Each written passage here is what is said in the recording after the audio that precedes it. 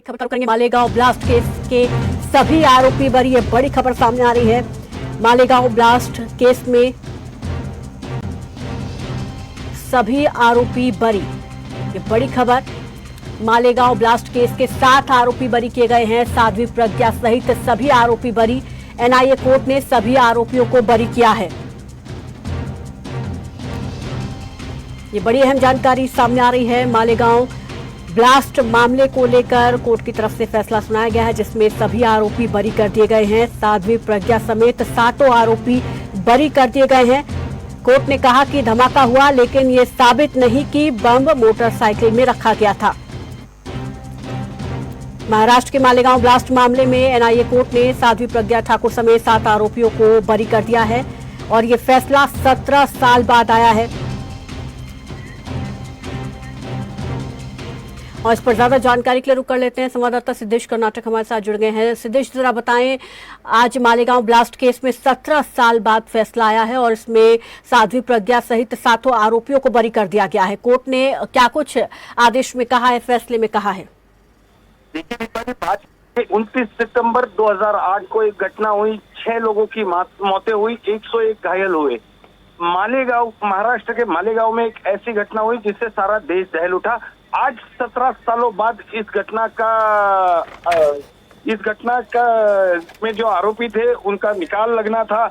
आज इनको कितनी सजा होने वाली थी, ये बात सामने आने वाली थी।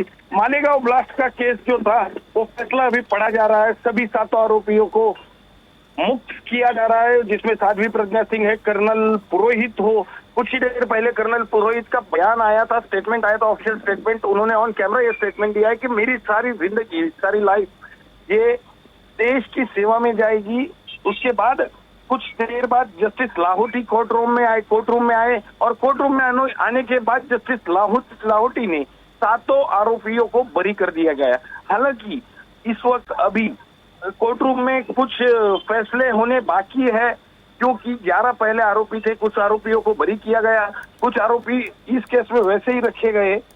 आज इस वक्त की बड़ी खबर है कि ऐसा कहा जा रहा है, जस्टिस लाहोटी ने ऐसा कहा था कि ये बाइक जिसपे ये बम फटा था, ये बाइक ऐसा साबित नहीं होता कि साध्वी प्रज्ञा सिंह की है या किसी और की है, इसलिए वो तो अभी पूरी तरह से बरी हो चुकी है।